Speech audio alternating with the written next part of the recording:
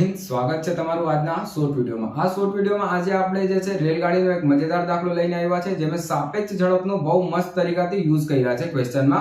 અને આ ક્વેશ્ચન ને કઈ રીતે આને ગણતરી કરીએ અને કઈ રીતે એને સોલ્વ કરી શકીએ આ આપણે આજે શીખશું। ક્વેશ્ચન છે આપણું કે 100 મીટર લંબાઈની એક રેલગાડી છે જે એક થાંભલાને 10 સેકન્ડમાં પસાર કરે છે અને વિપરીત દિશામાં આવતી તેટલી જ લંબાઈની બીજી ગાડીને 8 સેકન્ડમાં પસાર કરે છે। તો બીજી ગાડીની આપણથી ઝડપ પૂછ્યો છે, બરાબર। પહેલી ટ્રેનની લંબાઈ કેટલી છે? 100 મીટર।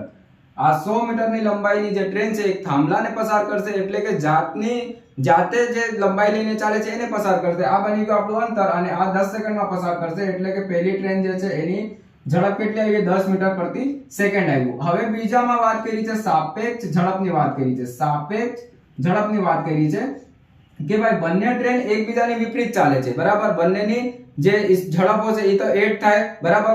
હવે બીજી જે ટ્રેન છે ઈ પણ 100 મીટરની છે અને આપણી પહેલી જે ટ્રેન છે ઈ પણ 100 મીટરની છે, એટલે કે ટોટલ અંતર કેટલું આવશે? 200 મીટર।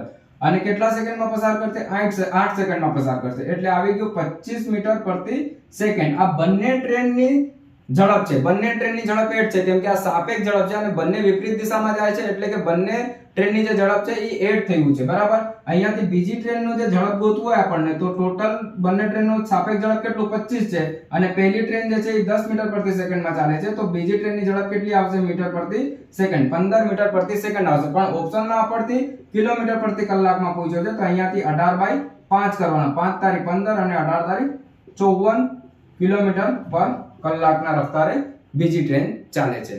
આવા મસ્ત મજેદાર ક્વેશ્ચનોને જોતા રહો અને અમારી સાથે જોડાયેલા રહો। આભાર।